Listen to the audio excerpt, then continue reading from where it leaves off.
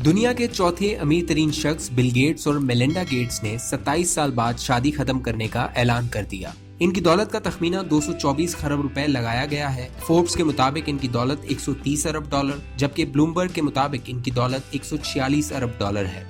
ये वाज़ेह नहीं कि असासजात की तकसीम का पहले से कोई मुआहिदा है, क्योंकि जोड़ा वाशिंगटन में रिहाइश पजीर है, जहाँ कानून के मुताबिक अगर पहले से मुआहिदा न हो तो असासजात की तकसीम मसावी होगी। अगर ऐसा हुआ तो मेलिंडा को 100 खरब रुपए 65.25 अरब डॉलर मिलेंगे, जो दुनिया की महंगी तरीन तलाक होगी। इससे पहले दुनिया के अमीर तरीन शख्स जेफ बेजोस और मैकेंजी के दरमियान 2019 में तलाक में उन्हें 55 खरब रुपए 35.6 अरब डॉलर से ज्यादा मिले और अब वो दुनिया की तीसरी अमीर तरीन खातून है। गेट्स अमेरिका में ज़रई जमीन का सबसे बड़ा मालिक है। 18 मुख्तलिफ रियासतों में 2,42,000 एकड़ जमीन है। 5 रियासतों में उनके घर, जहाजों और कारों का बेड़ा है, जिसमें 20 लाख डॉलर की पोर्शे आर्ट का मजमुआ है।